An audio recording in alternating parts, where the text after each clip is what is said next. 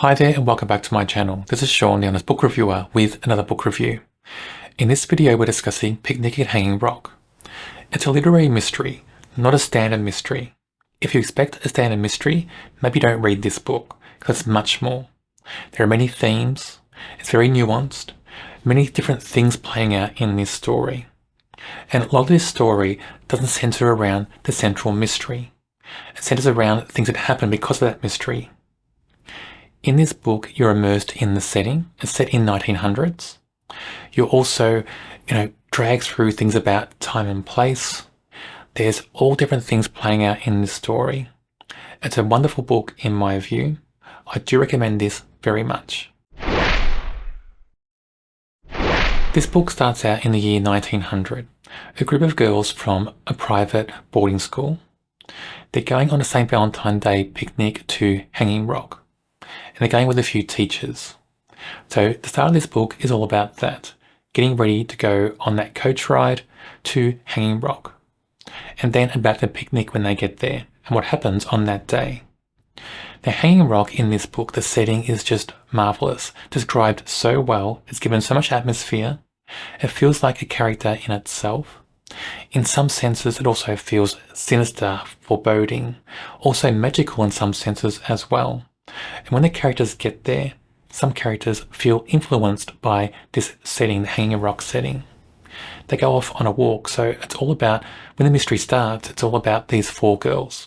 They go off on a walk. They want to see the rock closer for some reason. But as they get nearer the rock, they get more determined to keep going and keep going. And they do some strange things for the girls at this time in the 1900s. They do some odd things. They show odd behaviors. But they keep going, keep walking for some reason. And it's like the Hanging Rock scene. Something at this scene is influencing them, making them make these choices and keep going. That's what it's written like in this story. You get atmosphere, you get almost this ethereal atmosphere going on as well in the story. There's so many things going on in this setting of Hanging Rock. So where is Hanging Rock? It's Victoria, Australia. It was formed from a volcano. It's technically called a memalon. And it's from magma leaking out of a vent slowly and cooling and forming this rock-like structure in place. That's how Hanging Rock was formed in the first place. And on one walking trail at Hanging Rock, there's this part where you walk under this rock and it looks like it's hanging.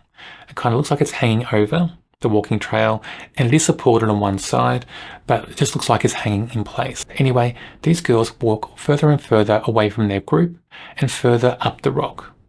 I won't go into all the details about what's going through their minds or what they do on this walk, but what happens essentially is that one girl breaks away from the group and she runs screaming down the rock, and they find her screaming and running towards them, and the other three girls vanish. Nobody can find them, it seems. Nobody knows where they went. They have this one girl who's a witness. She can't remember anything about those hours she spent walking with the other girls on the rock, has no memory of it at all. So it seems like the rock itself is also influencing people's memories. Not only do three girls go missing, but one teacher goes missing as well. She walks off from the group. Very strange for her to walk off as well, because her character, she's very quiet, very subdued, and wouldn't do things like walk away from a group without telling anybody. So we have four people who have vanished in this picnic. And that's the central mystery in this story. But it drives so many other things in this book as well. The disappearance of these four people at this picnic is like the central part of a web.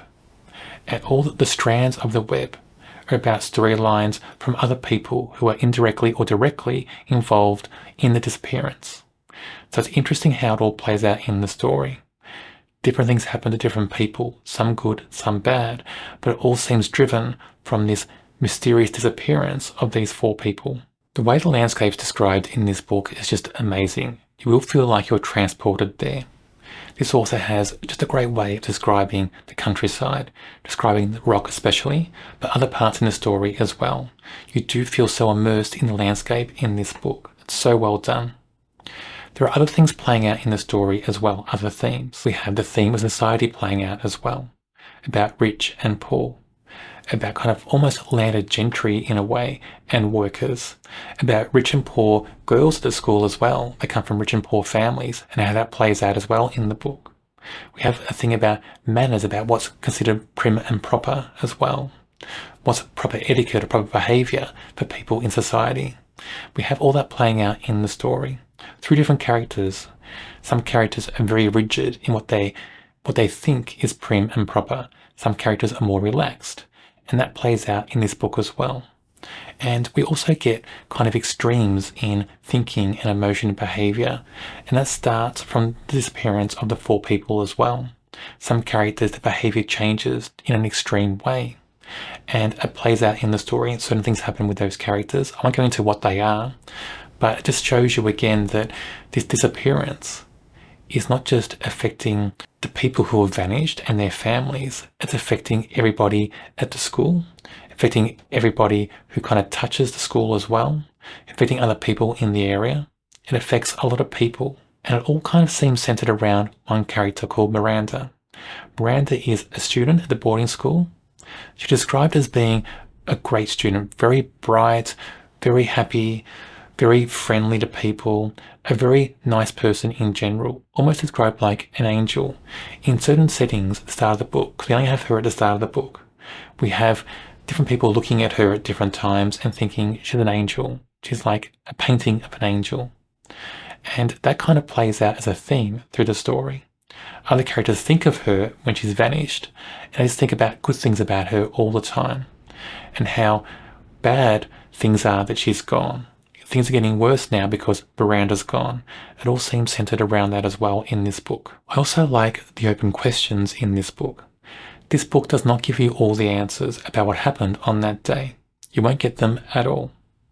I like that in this story. There's doubt in the story. That doubt lingers for the whole book.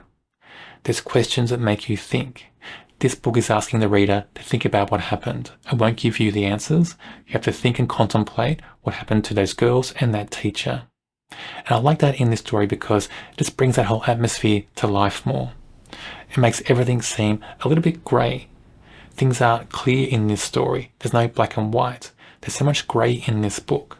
That's one of the things about this book, I think, that stands out a lot. One of the big themes in this story, I think, is fate. All about fate and time, and the way time plays out for people, and people can't cheat their fate, basically. And sometimes people's fate can be linked to something else. One big event can change the course of people's lives. I think that's one of the themes in this story as well. People have a certain path laid out for them, but sometimes that path can change, and something does make that change happen. But in some ways as well, your fate is set in stone. So I think there's an open question about that. Is fate set in stone, or can it be changed? And I don't think the author answers that question in this story, but I think the question's there. And it just plays out in the way things happen after the disappearance of the girls and the teacher. This seems like some people's lives do change, sometimes for the better, sometimes for the worse. Sometimes big things happen to them, big dramatic things. I want to mention Miranda. So Miranda is one of the girls who vanish at this picnic. And she's the girl in the book who's described as kind of being not a ringleader, but a central focus for everybody at the school, teachers and students. Everybody thinks she's a wonderful person. That's described many times in this story. In this book, she's described as being almost ethereal, almost like an angel. We get different little scenes with her before she vanishes at the picnic, where people view her at certain times and think that. Then after she vanishes, people only think good things about her. She's so kind and caring. She talked to people. She drew people out of themselves. She was a wonderful person. And those thoughts about her drive people's behaviour in different ways. Some people use her memories and feel happy. Some people have memories of her and feel like their life is falling apart. Some people just, their lives play out differently because she vanished. Their lives change. So even though she's not in the book as a character after she vanishes, and it happens very early on in the story, she's a central focus in the story, and she remains a main character because of that. Mrs. Appleyard is the headmistress at this school. She's very prim and proper and strict. Everything has rules. If you break the rules, you're in trouble. And that plays out in this story very much. From the very get-go, when you first meet her, you know that about her. After the disappearance of the girls and the other teacher, her behavior gets more extreme. She gets worse. She starts drinking. She starts behaving in very erratic and odd ways. And it just gets worse as the book goes on. And her character is almost like she's got these old world ideas. And with her, we see this battle. We see the battle between her and the young girls who have newer ideas. They want more freedom. They want more choices. But she thinks everything's rigid. Women have a place. Women should know their place. She's trying to force that on these girls. So we have that conflict between the girls in the book and this teacher as well, this headmistress. That plays out through this story a lot. There are other things that happen with this character in the book. I won't tell you what they are. They're very big. But this character becomes a very key focus in the story after the disappearance, just because of the way her behaviour becomes more extreme and erratic. Sarah is a girl at the boarding school, and I think she's described as the youngest student at the boarding school. She was an orphan but now has a guardian. This guardian pays for her schooling, etc. Sarah is used in a very interesting way in this story. She's like a key focal point for a theme of repression, because with her we understand that she hasn't got many choices. If this guardian doesn't support her, she's back to the orphanage and her choices become more limited. Also at the school, she's very repressed because she's always told what to do, many times, and not very nicely either. She was a very close friend to Miranda. Miranda was very friendly to her, and after Miranda vanishes, Sarah's behaviour changes. She gets withdrawn. She shuts out people. She starts not to eat. All these different things play out with her. Other things play out with her as well. I won't tell you everything, but she's very interesting in this story. And I think a lot of people may just forget about her for most of the book anyway. But she's very important because she is used very much in that theme of repression.